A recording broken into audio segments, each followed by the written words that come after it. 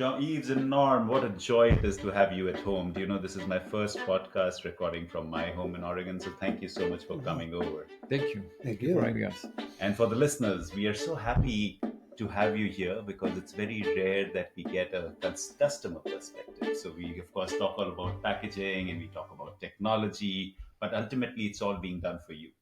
So we are really excited to hear what is packaging, how does it work for you guys, and obviously more about the story as well of how chocolate developed. So let's start there.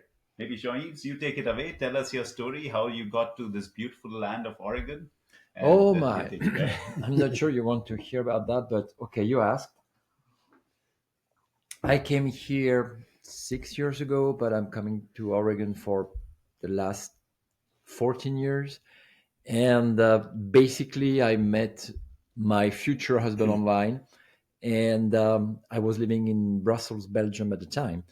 And I decided, okay, let's try it. And I didn't know anything about the West Coast, anything about Oregon. So I came here for the first time, and boy, I mean, I really fell in love. Well, okay, with the guy, makes sense, but also with the area, because it's when you come from, you understand because you're coming from another country, but you come from Europe, which is a city, environment all over the place. Even when you have countryside, it's nothing compared to here. Here, it's the wilderness.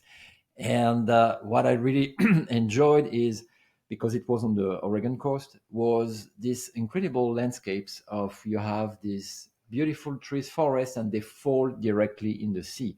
You don't see that in Europe because you have gradation, and it's like, you have the forest, and then you have little bushes, and then finally you arrive on the shore. Here it's so brutal. And plus, well, people are super cool here. And for somebody coming from Europe, the US are the best place as well for starting a business and doing business, because you're more free. If you fall harder here, probably. If you succeed better. But at least you have this option to do business. Great. And Norm, this is a funny question for you, but how did you land in Oregon? Through my parents. Yeah. I've been here all my life, Yeah. from day one. And of course, that takes us well to, this whole journey of the obsession with chocolate. And then, of course, we'll get to how the two of you met. But let's talk about chocolate itself.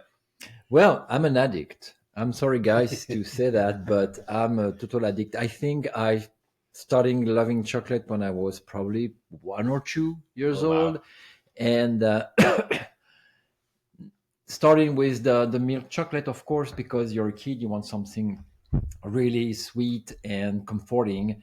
But I don't remember exactly at what age, but I discovered dark chocolate pretty early, and I realized, wow, this is interesting because, well, it's not that sweet, it's not that, but the flavors are very, very good. Plus, when you start having a little square here and there during the day, you get used to it, and very easy in Europe to get good chocolate. So that was, my life with chocolate. And when I moved here, I felt, the wow, Chocolate. I need my fix of chocolate, and I can't find what I'm used to.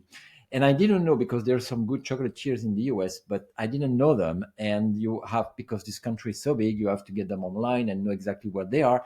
So I thought, wow, I need my chocolate. So what can I do with that?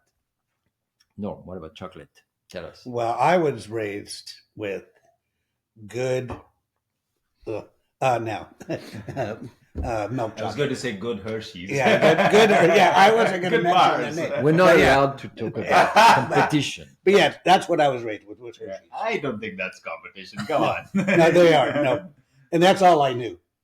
Yeah. Dark chocolate. It was bitter. I didn't want anything to do with dark chocolate ever, and so that was until I met this guy, and then I saw him just savoring dark chocolate. Ugh. So then my world began to change. Well, He introduced me to. But remember, you saw me. I was dipping some dark Yeah. chocolate into an espresso after lunch, and he was curious, looking at me like, what are you doing? And I said, well, this is good. You should try. Yeah, I don't like dark chocolate.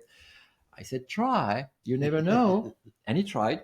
And then I created a monster. Yes, and the very first time I actually went to, I thought I got to get some now of this.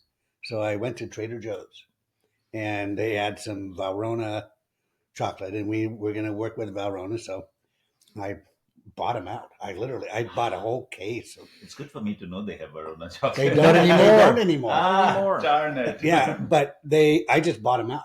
And the But guy that's why said, they don't have it yeah. anymore. Well, the guy said to me as I was checking out, he says, do you have a store someplace? And I said, yeah, in my office. And, but I became addicted at that point. So, but you guys have had very different careers before you decided to get into Yes. the chocolate business. So maybe Norm, you start, and this is a checkered career with nothing to do with chocolate at all, or food even. No, Yeah, go no, ahead. no. First I had a career in ministry. And then from that, I started a referral of senior placement business, helping seniors in their, when they needed care. And I ran that for a number of years. And then I got burned out dealing with problems of families dealing with their seniors all the time. And so my wife suggested, why don't you get into real estate? So then I went into real estate and did that for a number of years, 20 some years. And until I met this guy, and he changed my world. And Jeanyves, again, like such a checkered career and interesting. Yours is much more creativity led. But Well, it'll be yeah, interesting to know that. I started. I'm by trade graphic designer slash art director slash communication director, and it's just because my clients would say I'm a pain, but I'm the kind of graphic designer who is going to read the brochure I'm going to design because I want this to be accurate. And I'm going to ask my client, are you sure about what you're talking? Because there's maybe another way to, communicate and to approach your target. And then I started working on strategy for communication, and from designing children books to political campaigns to very very very different things. And then I fell by chance in the, I would say, cancer business 20 years ago. And we started with my brother in arms, he's a copywriter, and I was the graphic designer in Paris. And we became working with AstraZeneca and redesigning completely a BU for all their cancer things, and then working with Novartis, with Amgen, with a lot of labs, because we introduced 20 years ago in Europe the fact that, guys, you labs, stop talking about your patients like they are numbers or like they are cases. There are people, they're suffering. Okay, so my job was stop showing them like this. And actually it was images coming from the US. You have this guy having prostate cancer, but the picture is going to be a beautiful 60 years old fit guy running on the beach, like half prostate cancer, but thanks to this lab. It was, no, guys, we know those guys, they're at home, they're suffering, they have problems. So I started changing these kind of pictures to more real pictures. Christophe, my copywriter, started working with different sociologists, psychologists, to be able to write the good thing. And then we decided to stop working for advertising, and we focused on all the patient treatments, patient things, because we wanted to be close to the people. And yes, Norm was burned out with people and their family problems.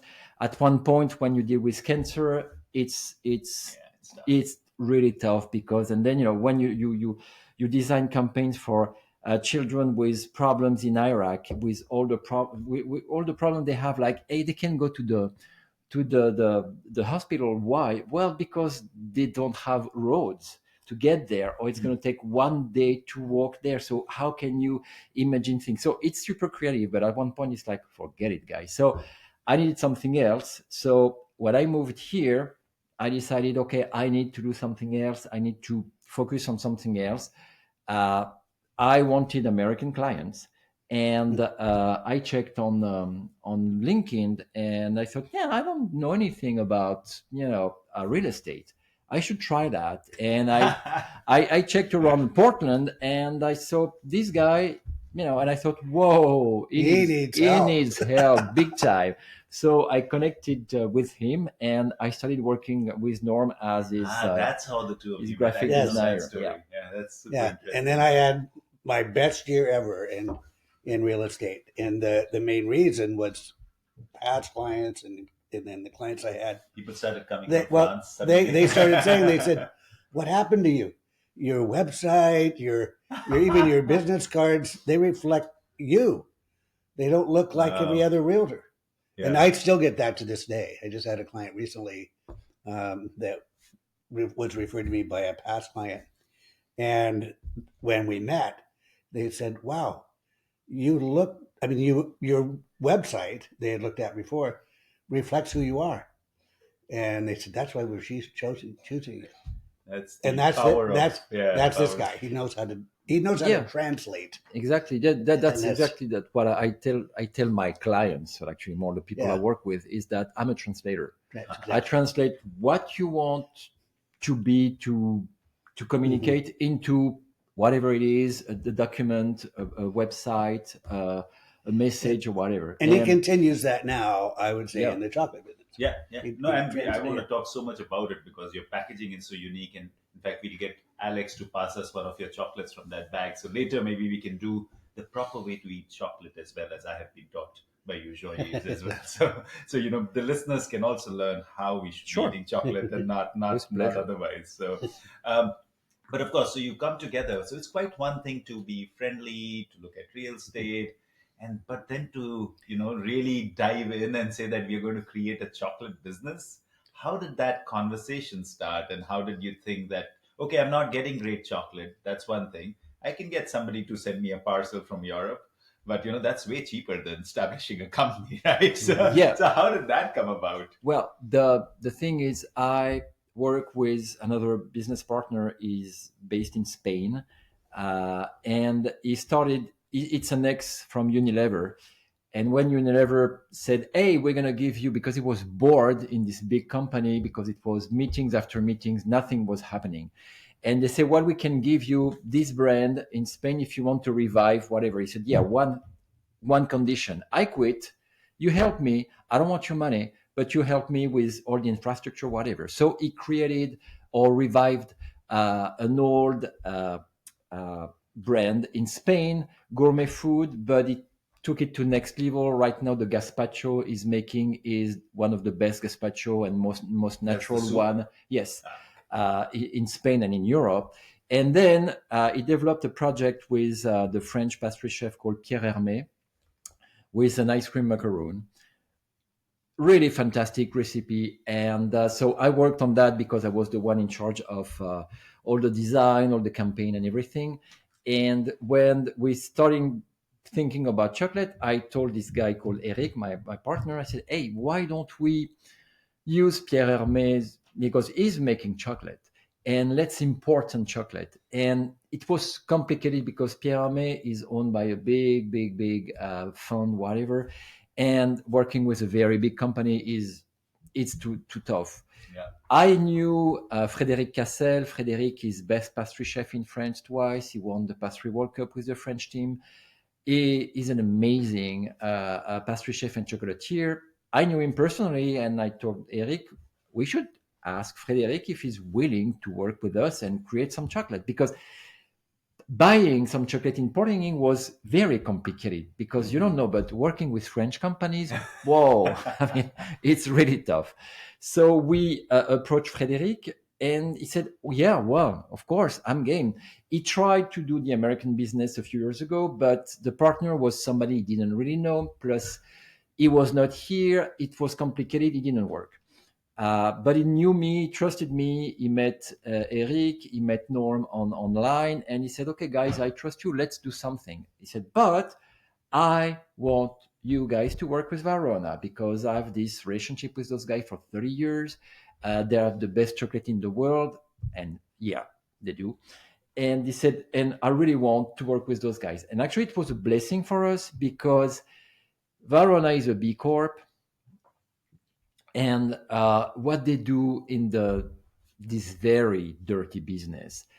Because if we think that coffee is a dirty business, chocolate is really bad as well. That's because of the cocoa. Yeah, it's all the Okay. human right violations Wow. because of Africa, and the other countries all over the globe. It's a little better, but this is child labor, women's slavery. It's really bad word, and Valrhona is very very precise and very ethical on all that. So they provide a great chocolate, plus they provide a clean chocolate. So for us, And it was beans. and beans. Sorry, yes. Beans. And actually, it was very interesting to us because it was something we wanted to do without thinking about it, but it was the right way to do business. Yeah, and I think when we formed, the three of us initially, Eric and Jeanyves, myself, we all said some critical parameters were, number one, we were no hierarchy.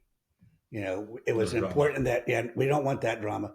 We were going to work together. All decisions we collaborated on from Yeah. day one. Amazing. And if we didn't do that, I wasn't interested, and I don't think he was. Yeah. We had to be. That was, and we do that to this day. Yeah. We're constantly on the phone with Eric and as well, and so that made the process a lot easier because we didn't have to go through departments.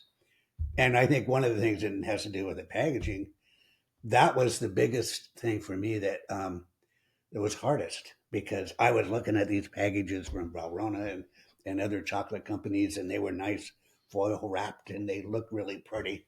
And he was saying, "Oh no, we can't have that." They said, "What do you mean? Look how nice it is." But Norm, look at all the plastic in it. Look, and he said, "No, we're going to be gourmet chocolate in cardboard." And that's Like, just, oh my gosh. that's what I said. What are they doing? But we worked out through that process. It took me a while. Yeah. Because I was used to the shiny looking, hey, gourmet is supposed to be. Yeah, You big boxes, a lot of And- gold and stuff like So- that. And But that's one of the very first things we actually worked on from the day one. Was he said, "No, we can't have this. No, we can't have this." And I was saying, "Yes, we can. We have to." But we worked through that. And actually, a lot of people are surprised because when we say we are more than just a chocolate company, we are, because what we did is we created a company backwards. Yeah. Because, well, we knew that the taste was covered. Frédéric is an amazing chocolatier. It was like, okay, so we don't have to deal with that. It's good. But then let's build the rest, which is the big part, which is about ethics, about sustainability, and all that. And I would say we exist now for 3 years, and we really created something big about that. Well, sales, it's another story. But, well, we're not salesmen, and we're working on that right now. But we built, I would say, a good company. We are Benefit Corporation for Good certified for the second year. We are a B Corp. B Corp pending. We hope in the next few months we're going to have the certification. We have the 1% for the planet certification. We just got the People and Planet First 2 days ago. We really believe in that. It's not like, hey, we're greenwashers and we really want all those little stickers so we can tell people, hey, we're good. Look at that. No, it's because this is who we are. And actually, we work harder on that than on the sales side. But at least we're super proud of what we achieved right now. Yeah, and that cues me really well, because I wanted to ask you, especially Jeanyves, that this is a lot of challenging status quo, and that doesn't come easily. So what in you, maybe in your growing up or family or background, made you so akin to sustainability, number one, and number two, to this idea that, it doesn't matter what somebody else is doing, I'm going to do it my way. How did that person in you come about? Well, first, I'm French, so basically I'm rude and I know everything. So, this being said, no, being French, we know for decades that we're not doing good to the planet. We're really making problems. So I have this in my education, culture, not through my parents, but more through my job. And the other thing is, well, yeah, I'm a graphic designer, so I love beautiful things, and I love, and I was explaining to people, my job is to try to make the world a little nicer, more beautiful. And cardboard was not a precious thing, not a material that people look like something nice. It was always like, yeah, it's for boxes, it's just for moving, this kind of stuff. And also life challenges. I like challenges like that because I enjoy, you have this. I don't know if I can explain to everybody that, but uh, are you familiar with the movement Dada in art? Dada. Nope. Salvador Dali, René Magritte. Okay, It's like, you take something, you show a cup of coffee, and you say this is not a cup of coffee. Okay. Because there's more than that. And I like the distance between saying something and having a second meaning. So I like the fact that why can I do with something as ugly and basic as cardboard and make it something more precious? Well, you can't, because this is cardboard, right? But what you can put in it, it's just a box, and what's in it is the treasure. So I work on that, on the fact that, well, this is just a box. Nobody cares about a box, right? So make it small, simple, whatever. I also really love Japanese design, and I was inspired by them, and I decided, okay, we have to push the message, which is the treasure is in the box, whatever the box is. So let's use the packaging as just a commodity. Let's make it simple, cheap. Well, actually, cardboard is not very cheap, but let's make it something which is not important. Okay, it's just a box. But you're making a lot of statements through that box, even if you say that it's not because the way you say it is that make it irrelevant. But actually, you're making it very relevant because nothing else is packaged the way you are packaging it. I know. And it's also just to dig a little deeper on the Dada movement. Is it about seeing beyond what is visible? Is that what it means? And it's also, I was telling a friend recently, it's all about the stories we tell ourselves, and then it's also about what is the narrative that you're creating. Is that what it is as well? Yes, you're right, but making a statement is necessary because otherwise people won't understand. True. So you have to emphasize that and say, hey, this is just a box, and push that. And after what, it's like wallpaper. The first time you put wallpaper on your wall, it's like, wow, you see it. After a week, you don't see it anymore. It's just wallpaper. And that's what I wanted with the boxes. Oh, wait till you see the wallpaper in my bathroom later. Okay. Can't wait. You will not see it. But that's my wife. Okay. But, and that's why also we launched this subscription. I wanted to read right away, but I knew it was a mistake. The subscription is like, buy chocolate for a year. You buy the first month, you get a box. And then the next other months, you get the refill in, a brown bag. Yeah. Nobody cares about that. And you keep the box and you refill it, people. But launching that at the beginning was going to be a big mistake because, and even right now, after 3 years, people are like not very keen to do that because it's not, you do that with soap, you do that with shampoo, but with chocolate, now it's too early for people. Although that's beginning to change. Yeah. Because now people are saying, do I really need the box? That's smart. Packaging is the best packaging. Yeah. Right? Can't you just give it to me in a brown bag? Yeah. Like just this last month, I would say after 3 years, we're getting people saying, we don't need all that print. We don't need the cardboard. Huh. Just put it in the bag for us. And then we'll just put it in the box in the house. Yeah, exactly. And everything. So we're getting more of that. So I think what we've learned is we are helping people experience not just chocolate, but the value of being simple and sustainable, and education, and all that. It's education, and that message is getting out. Sometimes I complain because I do some of the sales. Is that we spend almost more time talking about our packaging Then the than chocolate our itself. than our The chocolate chocolate. is chocolate is as Jeanyves said, that's taken for granted. It is the best. Yeah, yeah. So why talk about that? But I'm seeing the sense of that because people are now coming to us because of our emphasis Ah. upon and And I that's the want to, difference. yeah, I want to get much more into that, of course. Okay. But before we kind of diving in a lot for packaging, and of course that excites me the most. But in my case, like my wife is always, or our wives who are in packaging are always troubled because we don't care about what is inside the packaging.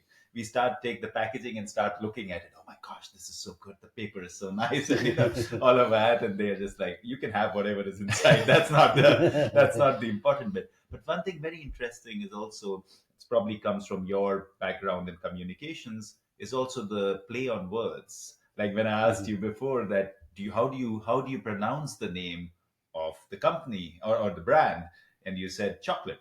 And I was like, huh, interesting, because the way it reads, it's, according to me, chocolat E. Yes. And how did that idea emerge? How did you decide that this is going to be our name? And Well, He's got one story, I've got another. Yeah, Yeah, go but ahead. no, but the first thing is all about shortcuts. Yeah. We knew we were going to start the company with limited means and limited money. So I know that in communication, being outside and being known is the key, especially when you have a brand. So let's say, if we decide that the brand is called Dagada, well, you have to put money in and time to explain to people that Dagada is a chocolate company. So we decided, let's do it shortcut. We're selling chocolates, let's call it chocolate. Huh. At first, people are saying, yeah, Yeah. you're just crazy, it's impossible. So we search, and we saw that the Name would be the taken. name was not taken. But if we was putting the dash between the well, T that and was the that was actually that was a midnight discovery. Literally, As the best ones are. yeah. Because what I've always been a domain junkie. Okay. I at one point, and I still got about 1,000, but I kind of collect 1,000 domains. Yeah, You're so smart. and it was always to protect. Yeah. Like when I was in the senior care or in real estate, to protect my world, Yeah. from other people's websites or whatever. So I have all these domains, and so I went online. I was going on GoDaddy and chocolate, and I tried all kinds of versions. They were all taken. Yeah. And I thought we got to have a name that we can do a website with. Yeah. And that reflects who we are without a strange thing. And it was about midnight. I thought, okay, chocolat is taken, chocolate is taken, and I just by mistake, I put a dash between the T and the E, and it wasn't taken. So I grabbed it. I called him. I think it was at midnight. I woke him up. It's like the post-it idea. I know. And then I bought the org. I bought everything connected around. Oh, wow. And then the story came, but it's funny because the story was so easy. Sometimes it's like, all the planets are aligned because chocolat is the French word. Yeah. You add the E, which becomes, chocolate, the English word, and then the dash is the bridge between the two countries. So the story was just so easy to not create, but it was here. Yeah. But then we took that to the lawyer Yeah. and said, okay, we want this trademarked. Yeah. He laughed at us. You He got said, it. no, you're not going to be able to trademark that at all. Well, it happened to be literally the day before the pandemic that we were meeting with our lawyer. We got it. Without mask. I remember. Without mask. And he laughed at us and said, no, guys, I'm sorry, it's not going to work. And we said to him, try it. Okay. Try it. And so he said, okay, it's going to cost you guys a little bit. He said, try it. Within 6 months, it was a registered trademark, and then it takes about a year. And he told us, you're going to probably get objections. Yeah. We got none. Yeah. None. Amazing. So I think people didn't take us seriously. they didn't take it. It's all right. So it's amazing. I'm going to digress a little bit because I forgot, and it's in my notes, that when you were talking about macaroons, especially in France. So the one thing, my daughter was just in, who you met, the 9-year-old, and she was just in Paris a couple of months back. The one thing she wanted to do was to take a macaroon making class, and she did. and Good. it was just 9 years over old. the moon, right? And I wasn't there, and I just got calls that this is the best macaroon in the world. So I was just thinking about that story. But again, coming back to our conversation before we jump into packaging, what I also notice is that it's not just packaging. Kind of sustainability is built into chocolate, and as in chocolate, your company and your brand. So there are so many things that you guys do, and I would like you to spell it out. How do you look at sustainability overall? Maybe right from the beans and things like that. And I know you talked a little bit about it, Jeanyves, when we met. So it'll be great for the listeners to hear, how you've actually taken every idea and thought about it and said, this is who we are going to be. Well, we were lucky because Frederic, our chef, wanted us to work with Valrhona. So we decided, okay, chef, you don't say no to a French chef, believe me. You say, yes, chef, we're going to be working with Valrhona. And actually that was wonderful because then we started, discussing with those guys, and then they came up with different chocolates.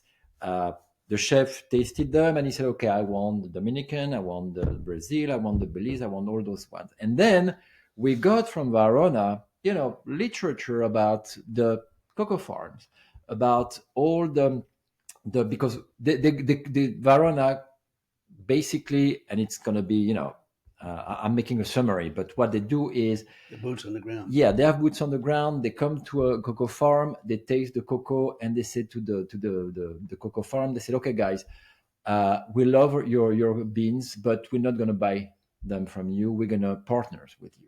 And then you're going to be under French law. So it means better wages, right to strike, access to health medicine, Amazing. uh, education. What they do a lot is they empower women, because especially in Africa, there's this thing which is, women are Yeah. not educated. They can write Yep. and they can read, so they don't have the right to be owners. Mhm. So, and I'm sorry, guys, and all the guys listening to the podcast, but when a woman is in charge, it works better. Absolutely. So, Yeah. so what Valrhona realized is that, so they empower women, they educate them, and then they take charge of the cocoa farm, and it works really better. Yeah, and I think another reason we really enjoy it, Verona, is they are a B Corp, but they continue that and looking at their ethics and looking at their sustainability all the time. We just got word last week that now, even with their shipping, in order to be aware of the climate change and greenhouse gases and all that, rather than ship by plane, they're actually working with a sailboat company Oh, wow. to ship via sailboat. And the way they do it, they're partnering with that sailboat. They're actually going to be helping build the sailboat. You mean Yeah. when you say a sailboat, it's not going to be motorized? Right. Oh my gosh. Okay. That's really challenging. exactly. Status quo. But that's what they're doing. And so they're constantly looking at sustainability issues.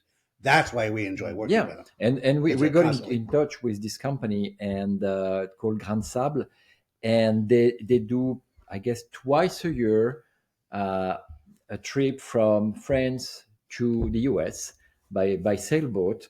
So, and you can get just one pallet or 5 or 10. It's not very big. Yeah. They're building a bigger one now, I guess, Thanks to Valrhona. with Valrhona. But I know that Valrhona is doing the shipping between Madagascar and France to bring their beans to France to process them. So that's just a start, but that's exciting. So this was, I would say, the main component about the bean itself. The other thing was, well, because it's under French law, there's no slavery. I mean, it's just impossible. Yeah. So we were, very happy to see that what they were doing was the right thing with people. Because basically, at the end of the day, what we care about, of course, chocolate is great, but people are important to us. So we didn't want to make money on the back of some poor children working there, here and there, or Africa, when a guy is paid about $1 a day when he's lucky, a woman is paid about 50 cents if she's super lucky. No, I'm sorry. And then we get the beans and we make money on that. We can't. Yeah. But Valrhona was not the inspiration for our packaging. not at all. Okay. Because they did use plastic, Yeah. and they Less now. less now. Less I think now. You inspired them. I think we may have. I don't know. Because when I ordered the stuff from Valrhona, there was the foil, there was all this stuff fancy, and that's why I kept saying to him, "Look, we got to follow Valrhona." He says, "No." So the cardboard and the non-use of plastic, a lot of that came from this guy. Yeah, but first, well, plastic, no way. I mean, plastic in France, we know that France was the first country in the world to ban plastic bags from the retailers, and it was in the late 70s, the beginning of the 80s, and it was early. that was like a big thing, and believe me, retailers try to fight that. So you had to buy your plastic bag, and part of the money was coming to a fund, whatever, to help for the planet, whatever. So it's in my genes. Yes, plastic is bad, and I know that plastics end up in the ocean and stuff, so it's not good. So it was a no go at all. It was just, I was not even thinking, it was just no plastic.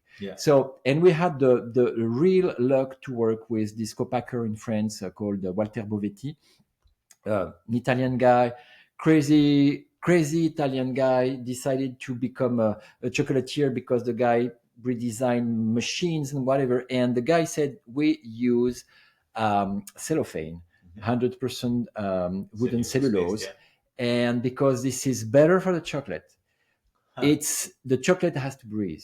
So the plastic is going to enclose and you're going to miss something. Okay, so the cellophane, the shelf life is a little less longer because, of course, you have a problem with the air coming in and out. But he says it's better also for the planet. And we work with this guy for the sleeves as well. Well, I was not very happy with that because there's some glue in it.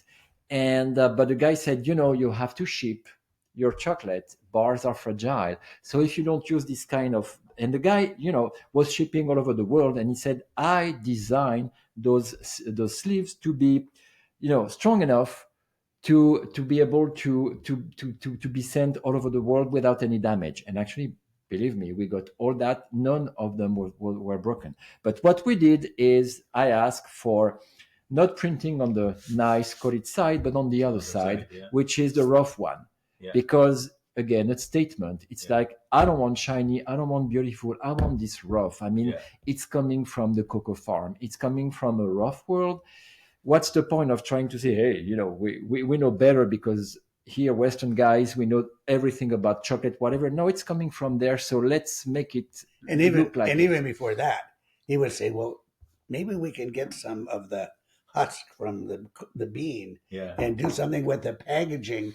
And he was let's create a packaging from the bean. And we found a company in Sweden.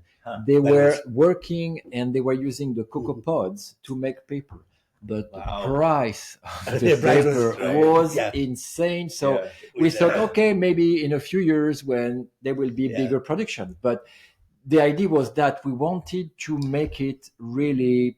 But then we discovered Paca, so now we don't. And Paca will be. It's going to be next step. We're excited. No, that's definitely our hope, because our hope, of course, as Paca, is to align with people like yourself, because it gets us to learn so much more. On that note, I'm actually going to show a chocolate. So, Alex, if we can have that bag, because, of course, lots of the listeners will not be seeing it, but they're going to hear it. They'll hear it. So, thank you so much. So, I've got one which is totally. I have eaten most of it. Good. And just for the listeners, they gave me a whole pack last time, and I've been gorging on it. So, I'll hand it over to you, and you guys can show and talk about the package for those who are not seeing it. Okay. Maybe show it as well. So this is a bar. Yeah. So this is the sleeve. So as I said, this is the coated side, which is where usually you print, and because it's going to be a better render for the pictures and for the colors, and we printed on the other side. So the other side was white as well. Yeah. So because it was already a white paper. They didn't have the rough paper one side, coated white on the other side. So I found the right decor to look like cardboard, but the feeling is here because it's rough. So the colors are okay, but the design is made for being just one color, and that's it. So this is basically the sleeve. This is the bar, so you can see much, or you can hear much, but the sound of that, it's cellophane. It's not plastic. Amazing. Because plastic. And it's very clear. Oh yeah. Totally clear. And it's 100% wooden cellulose, recyclable, compostable, whatever. So this is really good. Yeah. And this, you put that outside, and few weeks. Yeah. It's they say it's one less year shelf life, but that's fine with us because we don't want this to sit on somebody's shelf for 2 years anyway. No. So, but it still has a year's shelf life? Within this, yes. Although if it's kept at the right temperature, French law, it can actually go longer now. Yes. Okay. We finished last week a chocolate from Valrhona from 2012. 2012. Wow. And it's still good. It was okay. Yeah. I think we should just continue. Let's open the pack and just do the ceremony, and tell us how to eat chocolate as well. Okay. While you have the pack in your hand, come on, you're a chocolate addict, and you were just leaving the chocolate. Okay. And this one, the one they've opened, is a Mexican origin. So again, it's very interesting to see that different bars have very clearly stated the three I have in my hand. One is Dominican Republic, one is Ecuador. And of course, you have many more. Madagascar is the one I tried, and others. So, you also state very clearly where the beans came from. And maybe when you're telling us how to eat chocolate, they apparently smell different. So, so go ahead. Because it was, and it's still Frédéric's idea and concept, which is origins are the key of taste. So as the same with packaging, with chocolate, we want to educate people, not in the way of, hey, we know everything and people, you have to learn. It's more like we want to share with you what we know about chocolate. And Frédéric taught us that, yes, origins are the key of taste because, and it should work with any kind of food, where it's growing, where it's coming from, because soil, climate is everything. So we would be able to try, and to taste the difference between a strawberry from, California and a strawberry in Oregon, because the soil is very different. Food is overprocessed here, so I'm not going to go there because it could be, another podcast. Topic, genetic modification podcast. Yeah. So the chocolate we have. So Frédéric said, okay, I'm going to create 4 different darks, 72%, same level of cocoa. So guys, same recipe. Don't focus on the percentage. Focus on taste. So the 4 darks have the same exact recipe, but the beans. So you have Mexico, Dominican, Madagascar, and Ecuador. There are 4 different chocolates because the beans are different. And because also it's easy with wonderful beans to make disgusting chocolate because the process is super important. It's a long process. You have several steps, and Valrhona, and we don't know how they do that because it's still their secret recipe. But the way they process the chocolate is just unbelievable because, and our chef said, when you taste the bean at first and you taste the chocolate, same taste. So this is very important. So yes, chocolate, when you open it, you need to first to smell it because if it's well done and if we respect the bean, you should smell that the Dominican is going to smell different than the Mexico. The Dominican is going to be more, a little tobacco thing. When this one, it's more like pepper because it's the Mexican chocolate. And you said something about cracking it. Yes. So you smell it, then you break it. It has to snap because. And why is that? Because means it was well tempered, and then you don't have bad stuff in it like wax or whatever you want to put in it. It has to. This means there's enough cocoa in it to be able to. And try to get that sound out of a Hershey's. So, and then the most difficult part to explain to people is don't chew. You don't chew chocolate. Well, gourmet chocolate, you let it melt. Why? It's very simple. And I'm sure a lot of people are bakers and they realize that, oh, when I warm the chocolate for a cake, it smells better and tastes better. Yes, because chocolate needs to warm to release the aroma. If you don't let it melt, you miss 70% of the fun. It's like a very good wine. You open the bottle, you don't pour and drink right away. No, no, no, no. They explain to you, Yeah. you have to let it breathe and blah, blah, blah. Well, it's exactly the same. Chocolate is not ready to be consumed. You have to let it melt. And then when you let it melt, you realize that, it builds all this aroma in your palate. And then, sorry guys, because I have a piece of chocolate in my mouth. I'm sure lots of people listening may be feeling jealous right now. Please. And I think they should be, because I have an amazing piece of chocolate in my mouth. And the Mexican, what you can feel is it's peppery. You have this, this. So we had and culture. That, yeah. Culture is amazing. We had tasting with two gentlemen from Mexico a year and a half ago or something. Yeah. And boy, it was unbelievable because they were able to locate The farm. almost within the farm miles of the farm. because you can feel, and I don't know because I don't know the culture and the product there, but and this bean has the taste of this very particular berry they use Only for grown in mezcal that area. in this area. And Amazing. this And they were able to pick bitterness, it out. whatever, they were able to say, oh, this is this kind of berry. And there they started talking about, hey, my grandmother was doing that with it. And with it was like, wow, That's amazing. unbelievable. So it means palate is not just because it's for rich people. Yeah. It's for people who had access to real food. Yeah. And it's what you can remember of it, because taste is what you built in your brain, what the library you have in your brain Yeah. of taste, and how you connect the taste from your tongue to your brain. So when some people say, oh, I don't have a palate, that's wrong. Everybody has one. Just use it. You've lost consciousness. of Yes, it. lose it and just take time to try to connect this taste with something you have in your brain, which is a name, which is a word. Mhm. So this is very, very interesting. And when we do that with people, we educate them, and basically everybody feels something. Huh. It's not You know, like you- I don't know what it is. No, it's like, And, oh and yeah, that goes with all ages. You mentioned your daughter Yeah. going and discovering the macaroon and now Yeah. wanting to do it. Our very first tasting, or second actually, was with our banker, and he had a 7-year-old son. That's a great way to sell. I know. It takes But some it was, he had a 7-year-old son.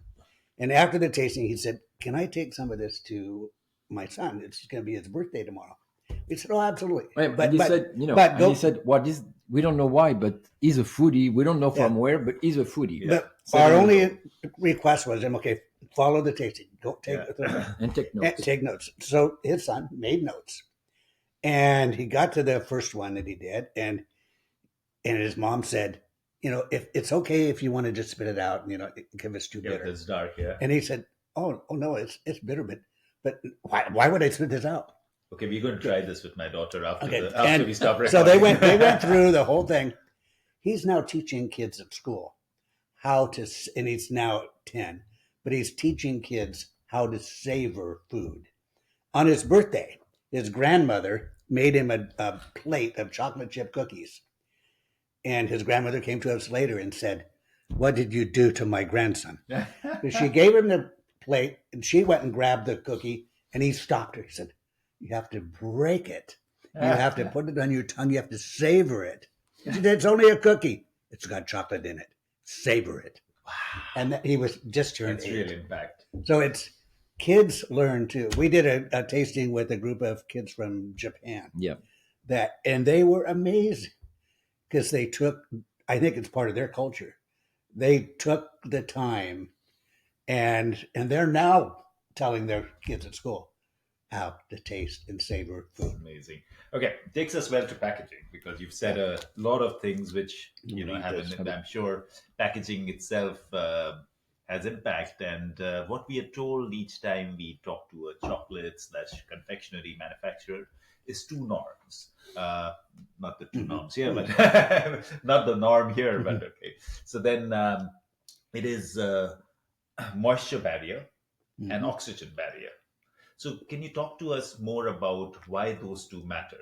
And does it also differ from like a more pure chocolate like this one and to a manufactured, which may not be chocolate at all, like the ones we mentioned before? Okay, to be very honest, we're not on the manufacturing side Yeah. because So we have professionals doing that for us. But the moisture thing is, yes, it's super important. I mean, your chocolate needs to be in a cool environment without moisture. Well, moisture will kill food, basically any kind of food, well, except mushrooms. But it's very bad. It's very bad for chocolate for that, and that's why a lot of confectioners they use plastic because plastic is going to keep the moisture away. But it's not good for a chocolate because chocolate needs to breathe. exactly, So yeah. you have to work with both sides, and we decided through our co-packer to go with the no plastic envelope because no plastic for sure, but also because we think that the chocolate needs to breathe and it's important for the chocolate itself to live its own life, I would say, instead of being enclosed. Because we use and we try chocolate all the time. We eat chocolate, and I say when we say eat, it's not savor because you have some chocolate you need to eat them because it's like punishment, believe me. But we try them, and they all enclosed in plastic, and they don't have smell. The taste is, I don't know. Well, there's also the And process. we tell people don't also never put chocolate in a refrigerator. Why? Because the refrigerator has moisture in it. But you might have a challenge if you are in, like India or somewhere where Yeah, there's okay. 45 degrees. Yeah, that's true. But it does it, and or in a freezer. Uh-huh. Don't freeze it. It will because there's moisture there. So we keep it in a cool, what we call cool room at 68 or 61 degrees maximum, Yeah. No moisture. and That's no Fahrenheit, moisture. Dry. yeah. And you saw that, I think, when you were Yeah. there. And that's important for Hmm. it's a living food. So we can't really answer your question more precisely. It's because we Yeah. don't take care of packaging. this manufacturing. Even if I'm French and I know everything, well, I must say I don't know much about that. No, but like let me get a little more specific. Sometimes what happens when you get chocolate, it has gotten like this oxidized white kind of Yes. feel to it. Blooms. Does that mean that it has gotten spoiled? What does that mean? Is that because of the packaging No. or something else? No, How does that happen? Well, it can be because of the packaging, but it's basically because of the jump into with temperature. It's, for example, you're going to put the chocolate in the fridge for an hour, 2 hours, 2 days, whatever, and then you put it outside ambient temperature for an hour. What happens is that the cocoa, the cocoa butter is going to go at the surface, because the cold is going to separate the fat from the rest of the recipe, and then the fat going to go up, and then you will have those beautiful, because it's pretty. You have beautiful, like, or I don't know, strange designs of white stuff. It's the It's fat. still good. It's still good. Okay, You can the have taste it. may still be okay. Yeah, yeah. The taste can be a little altered. I would say, people, if you have this, bake with this chocolate because it's going to be all right. Maybe tasting in, if you are very picky, it can be altered, whatever. But it's basically a change in temperature. Or if it's too warm, and then you come back to the ambient temperature, it's going to be exactly the same. And sometimes we see that when it's not sealed properly, then Well, you yeah. see you can smell it a lot outside. Yes. And will that, I presume that will create a difference again, that Yes. if the packaging is not well sealed, or maybe it's a little porous, like you said, it Yeah. needs to breathe, but sometimes you can smell it outside and it's really strong smell. Well, this Does is that not make a good. difference? This Yeah. is not good because it means that the chocolate is giving all the smell away. And usually, if you buy some chocolate and it smells, yeah, buy it and savor it right away. Don't wait. But I would say, it's like wine. When you have the cork, when you have a bad cork, whatever, it's going to alter the taste of the wine, and the wine needs to be enclosed. Chocolate needs to be enclosed as well, but we believe not that enclosed, like, like in a vault and with no air.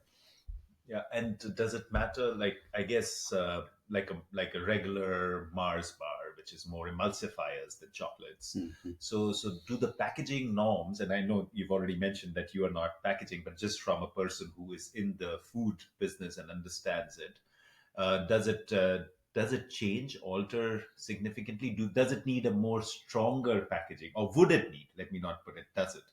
Would it need, according to your imagination?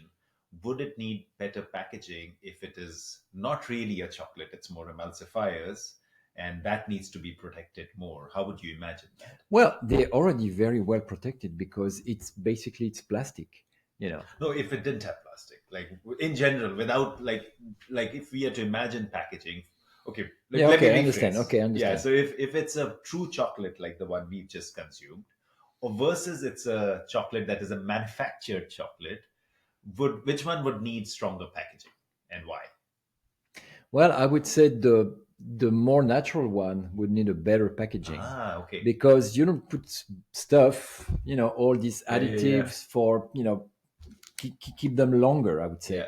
Yeah. In our chocolate, you don't have all those additives. You have a few things here and there, but because first it's I would say semi-industrial, so you have some rules, to be able to make the chocolate and to sell it. But in the case of those big, companies doing those bars or whatever, there's not a lot of chocolate in it. There's a lot of Yeah. everything else, a lot of sugar, and sugar is a good preservative. We know that. We don't have a lot of sugar in ours. So they But make their recipe, Yeah. I would say, good enough without the packaging. however, I hope that here in the U.S. we can get to a point where plastic's banned. Oh Mhm. my. I hope Just so. just like It's music to in my ears, no, for sure. and it should. Yeah. I strongly believe that, and yes, I think that's going to mean that in U.S. they're going to have to redo a lot of their machinery. You know, and it's going to be It's going to maybe be complicated, it's but going to be That might be a complicated, bit of but a stretch with the current government, though. yeah, yeah, that can be true. yeah, But but I hope the day comes. we Yeah. we it was what, last year or something like that. There was this article in the New York Times, Mhm. written by a lawyer, saying, okay, people making those plastic packaging, you have to be careful because soon companies are going to come after you. Uh-huh. Because what's happening now is that you have individuals or little companies going after, those, um, um, uh, like Nestle or people like that, because all the plastic bottles and all that in the oceans, whatever. But at one point, those companies using plastic are going to go against the plastic makers, saying, well, guys, we have a lawsuit because all this plastic is in the ocean, whatever, but it's bad plastic. It's not our fault. We're not making the bottles. You are. So it was very interesting because the guy was saying the big lawsuits Yep. are going to come in the next few years, but against you guys. So what I feel is they will, and I'm sure probably the plastic lobby is working on that, like the oil lobby worked on how can we put our hand on the electric business, because, well, electric cars didn't arrive until there was this deal between, the oil and the electric people. So I'm sure they're working right now on other kind of packaging Yeah, without plastic, but it's going to take time. yeah. I was a little bit disappointed. We went to the National Restaurant Association thing in Yeah. Chicago NRA, this yeah. last year, and there was a whole section, a huge section room filled with plastic companies. We Oh didn't. yeah, I for mean, sure. shipping I companies. just came And back 2 days back from yeah, Pack Expo. So, and we didn't yeah. we didn't see you there, but Yeah. I know you were. We heard, Yeah. but I was in. Shipping companies from China, from all Yeah. over the place, and we went to most of them looking at packaging. It was we could not find Yep. Yep. packaging that wasn't mainly plastic based. Yeah. It wasn't there. Yeah. which really shocked me because I thought, Yeah, but it's whoa. pricing, and you know that better And than that's us. that's But where I was Yeah. going. So how does it, like, again, cost side becomes a huge thing, especially when it comes to larger companies, because they would consider packaging to be about 5 to 6% of their cost, Mhm. total cost. And what I found is that that does become a stumbling block, and it's Mhm. understandable because many times it's thousands of Yeah. tons being used, and their challenge is that Mars cannot shift if Nestle doesn't shift, kind of Mhm. an idea, because, and nobody will shift together. So who bites the bullet first? yep, Because there is going to be that addition of, and total cost, it's only 1 or 2%. It's not Mhm. like, because even if you increase 20, 30, 40%, it's Mhm. still total cost is maximum 2%.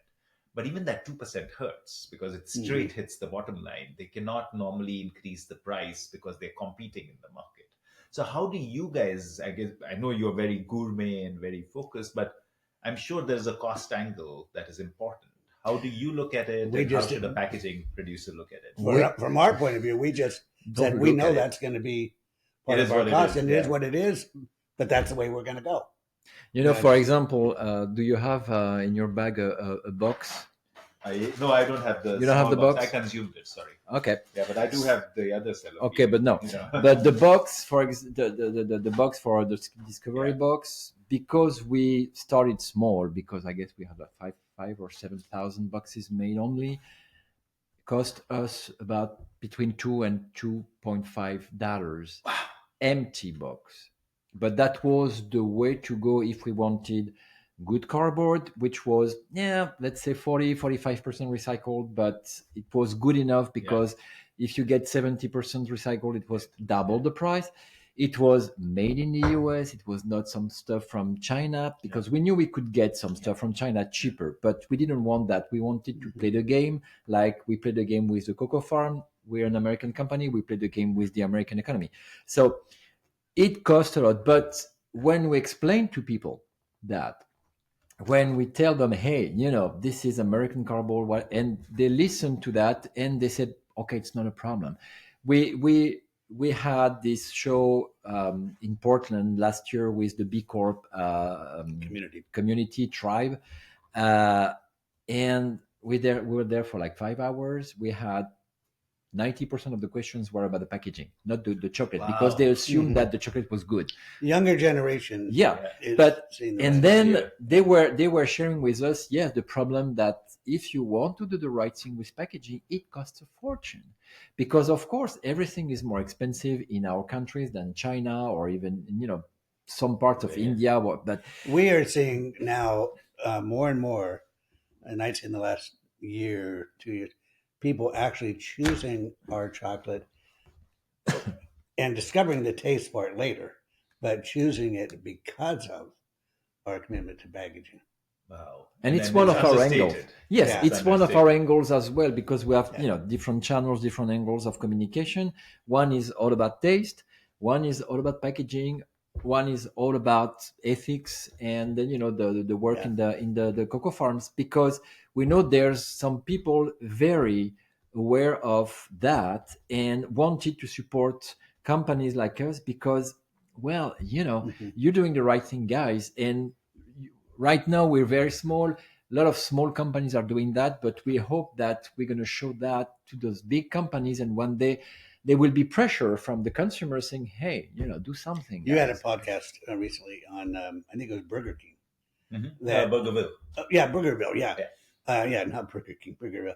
And how they're putting an emphasis on their packaging and their straws and very interesting stuff. So I actually now, that's in my mind, that if I'm going to get a hamburger, I will go to Burgerville. I will go to there. Well, because let them know. because of their emphasis upon packaging. Wow. So, and I think that's becoming more and more common. Yeah, and people are going to become more sustainability focused. Exactly. And especially you're right about the current generation, that there is that desire to do it right, to have a purposeful life, and that's different. It's purpose, but again, it's education. When you explain to people why, it's not just, hey, we want to do that because it's so much fun. No, it's not that. It's because it's the right thing to do if we want to protect the planet, if we want to be careful about everything. So this is, I would say, and through education, it becomes a purpose. Hmm. But right now, those young people would know about that. It's because they know that they want to support that. And we're seeing it in businesses in the food industry too, like a catering company.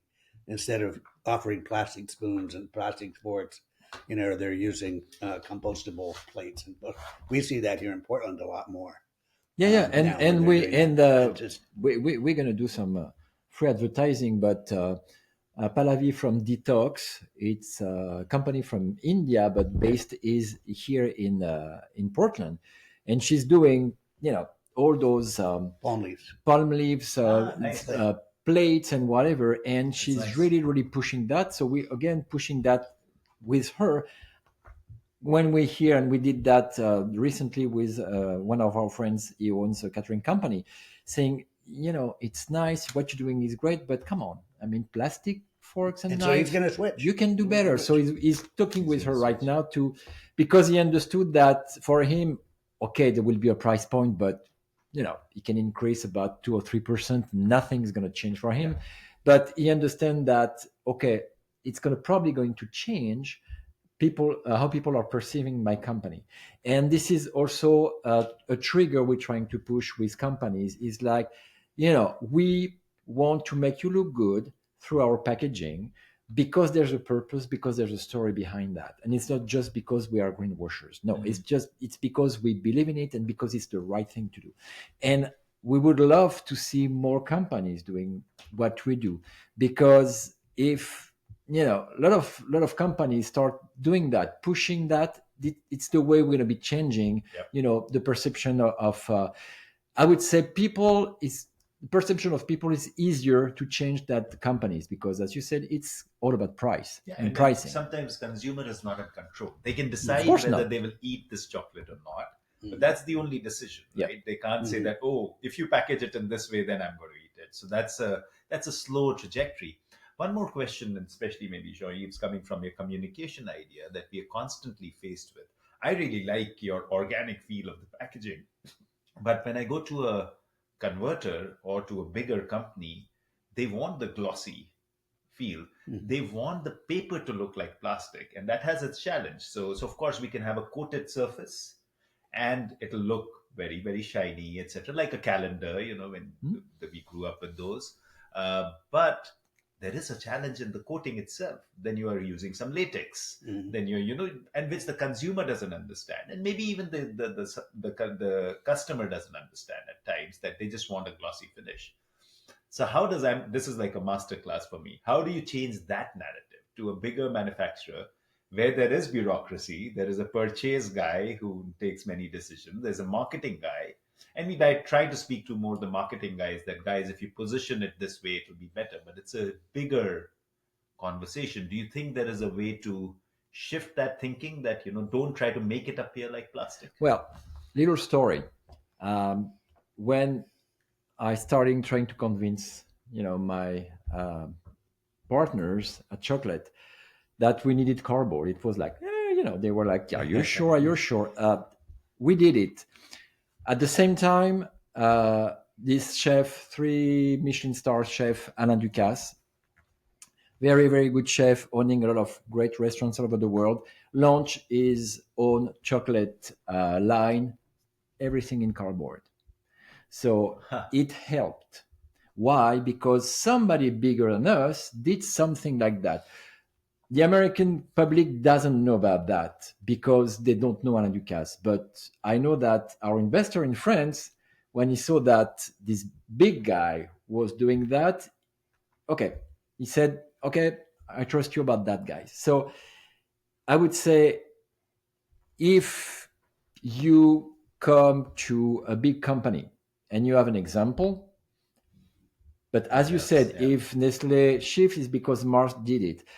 And I would say the best is for those companies is to show the pressure for consumers. So, hey, why not doing a big survey, with Yeah. consumers, Yeah. and having a panel of, I don't know, 1, 2, 3, 4, 5,000 people in every part of the country with some questions about packaging, about the perception of packaging, about the perception of And if some people say, well, for me a package is just a box, I don't care, I open it, I throw it away, boom. But some other people will have, yeah, I understand, and to me it's important that no, glossy is underrated because of that, because of that. And then you come to those guys saying, well, you you want to go glossy because this is the trend or Yep. this is the habits. That's But the habit, look what's happening right now. It's That's shifting. interesting. Yeah. People are starting getting, and best would be to do that targeting. You go to this company and they have this niche or not niche business, but you have this target with age and whatever, and you do that with same age, with same background, and saying, your customers. Or you can have the big thing about everybody thinks or not, and then you have, I focused on your consumers. Yeah. Okay, it's just maybe 1,000 consumers, but look what happens here. Very There's a interesting. shift. Yeah.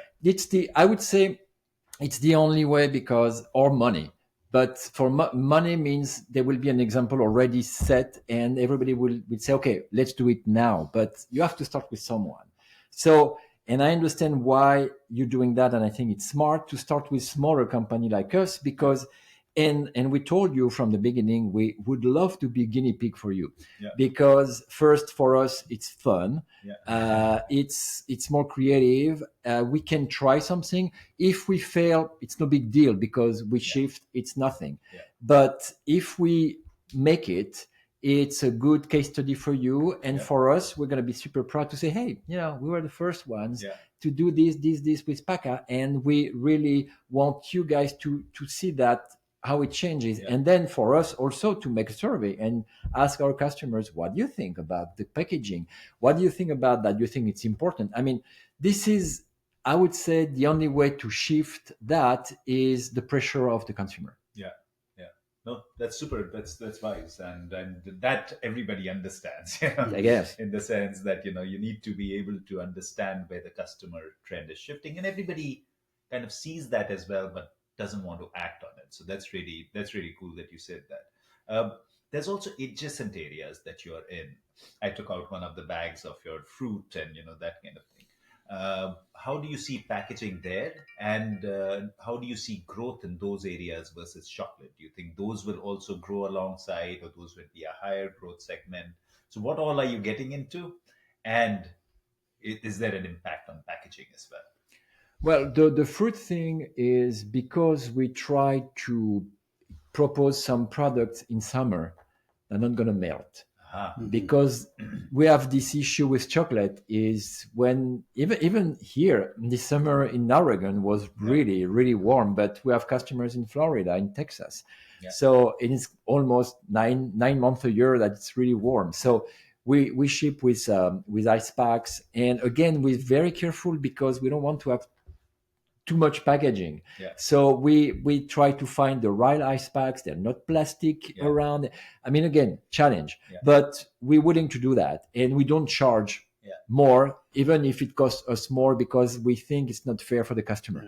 So we try to offer those fruit products in summer for that, but also because we know that people have different taste, and sometimes they don't feel the mood for chocolate, but they feel the mood. And what we want to bring is still a good product. However, it has not been a big item. It's still a chocolate. Yeah, is still the because people look at us as a chocolate company, not as a fruit company. It's called chocolate for a Yeah, reason. yeah, and so it hasn't been a big, huge part of just kind of a filler. You also mentioned in between now, and you mentioned it to me the last time we met, about how cooperative your funder is. So a lot of our listeners are also smaller companies, startups, and people who are early in their trajectory. So is there advice for them that this is how you should find the right funder, and this is how you should deal with it? Well, I could talk about an hour about that. Because first of all, well, I was the one in charge of the strategy and the design with Eric and Norm, but I was the one who was going to prepare the final document.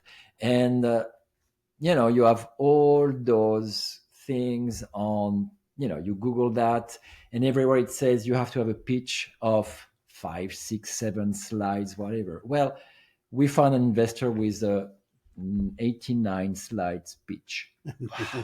And at the end of the presentation, the investor said, "What?" No, he said, well, it was short. Why? Because it's not the problem. And I worked a lot with pharma labs and people doing those presentations. Well, you do 5 slides and then you're going to put 200,000 words per slide. Well, that's not the right way to go. It's better to have, 10 words per slide and having 200 slides, and then you press the button and it goes like this. So I would say don't worry about that. As long as your pitch and your presentation is strong and well done and fluid, people will listen to you and understand. And I think the investor, one of the reasons he chose to invest with us was he saw our passion.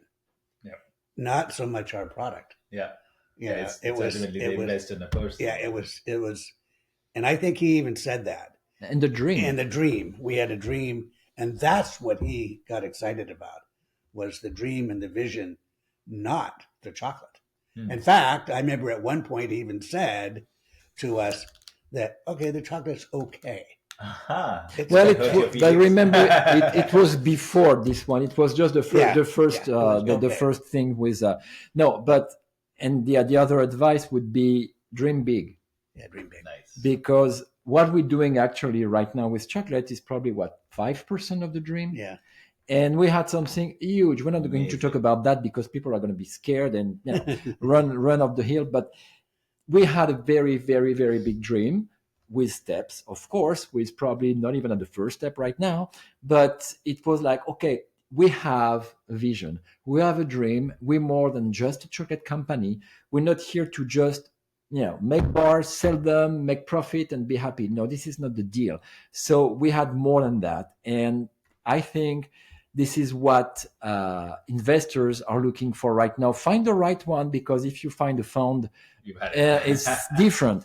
But you have people, and we hear that a lot from different people, big company people or small. There's a lot of money in this country, but not a lot of good ideas.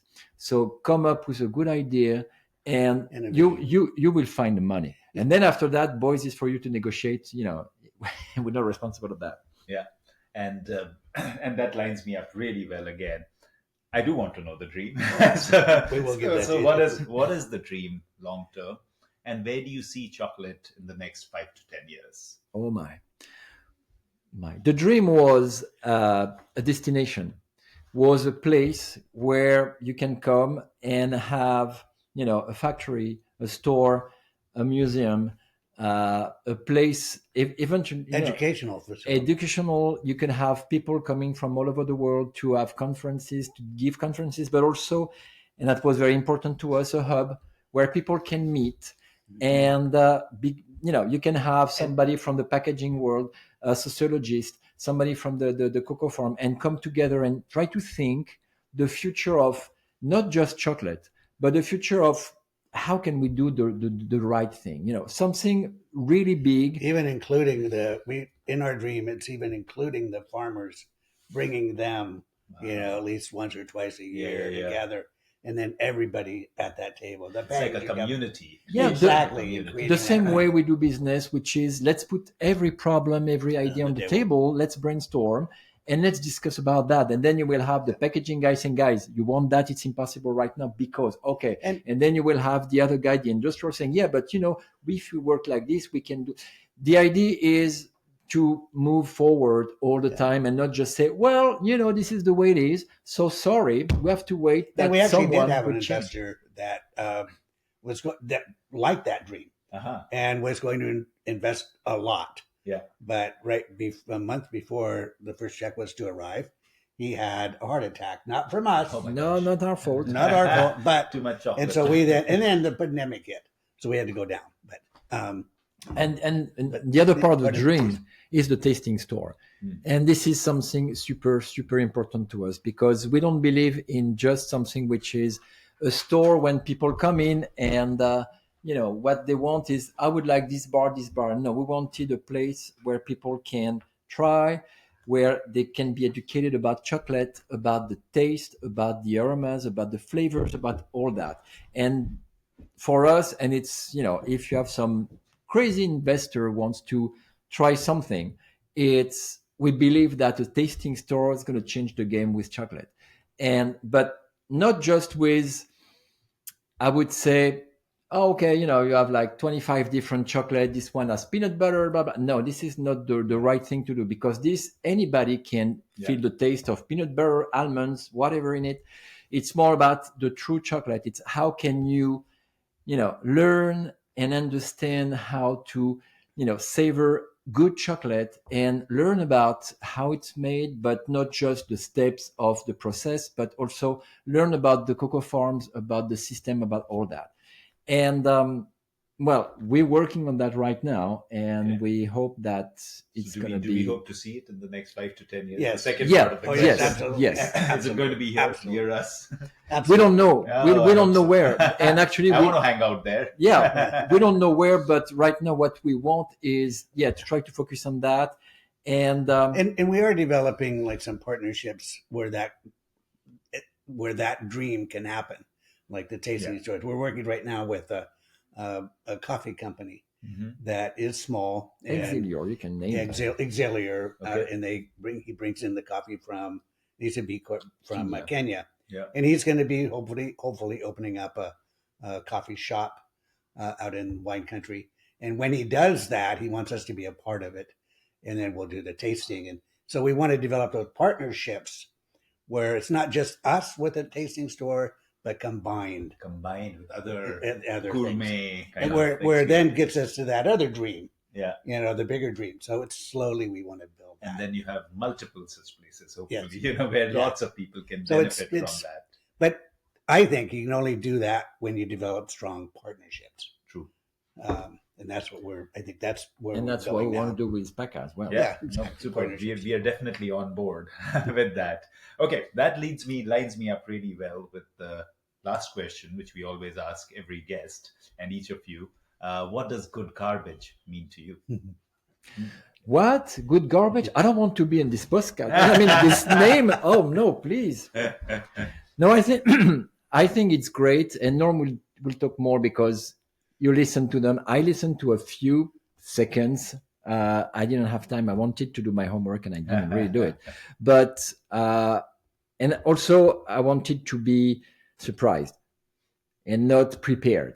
Mhm. And what I think is this podcast is great because first you let us talk, you ask the right questions, and basically what I feel is that you want things to move and go forward, and you're doing that to build something.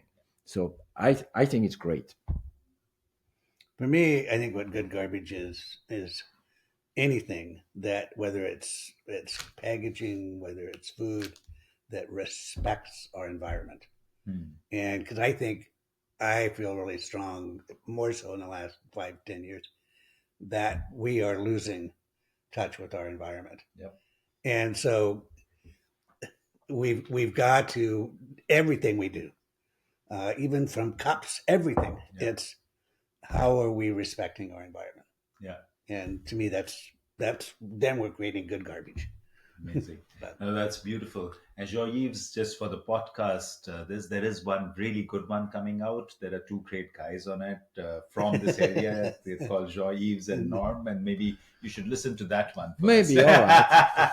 So thank you so much for being here and talking to us about it. Why this is really important is that it's such a deep insight into a customer's mindset. Most of the work that we do is around creating better packaging, but getting an insight into how it is used and how does the customer think about it is really important. And I'm sure lots of listeners would gain from this, and the insights that you've given will go a long way. So thank you so much for coming over, Thank you, spending Ved. time with us, and I look forward to working with you to make sure that we improve as packaging people. So thank you, Likewise. and thank you for the work you're doing.